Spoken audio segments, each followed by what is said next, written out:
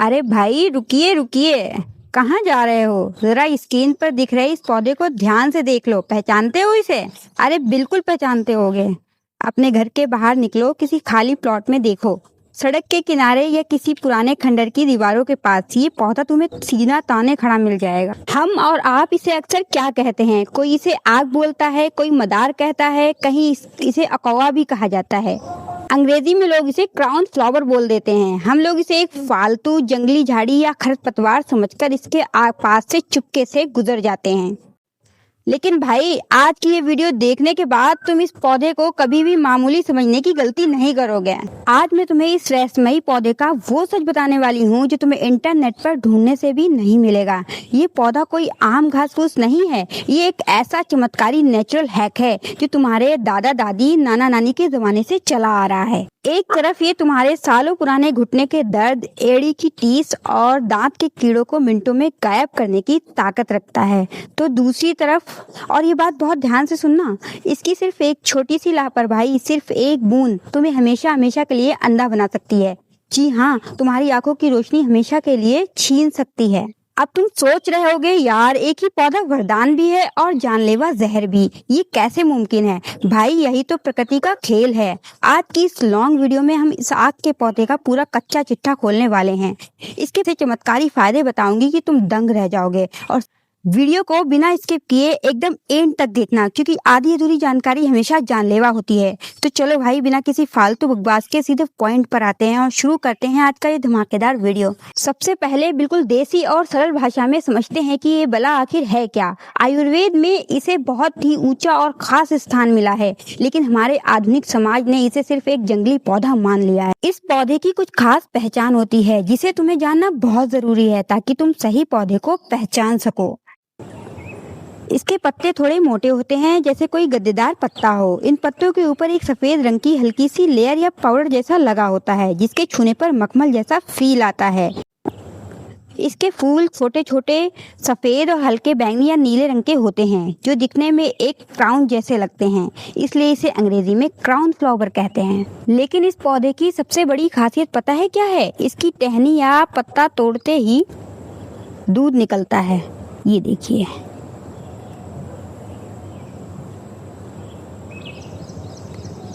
इसे आग का दूध कहते हैं। अब एक बात समझो, आयुर्वेद में जड़ी बूटियों को अलग अलग कैटेगरी में बांटा गया है। इस आग के पौधे को आयुर्वेद में उपविष की कैटेगरी में रखा गया है। उपविष का मतलब क्या होता है? इसका मतलब होता है एक ऐसा धीमा जहर जिसे अगर तुम सीधे खा लोगे तो ये तुम्हें बीमार या बहुत ज्यादा नुकसान पहुंचा सकता है, लेकिन अगर इसका सही तरीके से, सही मात्रा में और सही जगह पर इस्तेमाल किया जाए तो ये दुनिया की बड़ी से बड़ी बीमारी को जड़ से उखाड़ फेंकने का दम। तो चलो सबसे पहले इसके उन फायदों की बात करते हैं जिसके लिए लोग इस पौधे के दीवाने हैं। आज के टाइम में जब भी कोई दर्द होता है, कोई बीमारी होती है, तो तुरंत डॉक्टर के पास भागते हैं। डॉक्टर साहब हमें लंबी चौड़ी पर्ची थमा देते हैं जिसमें रंग बिरंगी पेन किलर दवाइयाँ होती हैं। हम वो दवाइयाँ खा तो लेते हैं, दर्द कुछ देर के लिए दब भी जाता है, लेकिन वो दवाइयाँ हमारे लीवर और किडनी को अंदर से ही खोखला कर देती हैं। लेकिन हमारे देश की मिट्टी में, हमारे आयुर्वेद में ऐसे इलाज मुफ्त में उपलब्ध हैं जिनके लिए तुम्हें 1 रुपया भी खर्च करने की जरूरत नहीं है। बस एक बात गांठ बांध लो, आग का इस्तेमाल हमेशा शरीर के बाहरी हिस्से पर करना है, इसे शरीर के अंदर नहीं ले जाना है। आजकल शायद ही कोई ऐसा घर होगा जहां मम्मी पापा, दादा दादी या किसी बूढ़े बुजुर्ग को घुटने के दर्द की शिकायत ना हो। यहाँ तक कि आजकल तो 30-35 साल के युवाओं के घुटने में भी दर्द होने लगता है। सीढ़ियाँ चढ़ते वक्त ऐसा लगता है जैसे घुटने जवाब दे रहे हों। अगर तुम्हारे घर में भी कोई इस दर्द से परेशान है तो ये नुस्खा ध्यान से सुनो। आग का एक बड़ा साफ पत्ता तोड़ कर लाना है आपको। पत्ता तोड़ते समय जो दूध निकले उसे वही छोड़ दो, सिर्फ पत्ता ले जाओ। घर लाकर इसे पानी से अच्छे से धो लो ताकि इस पर जमी धूल मिट्टी साफ हो जाए। अब इसे एक साफ कपड़े से पोंछ लो।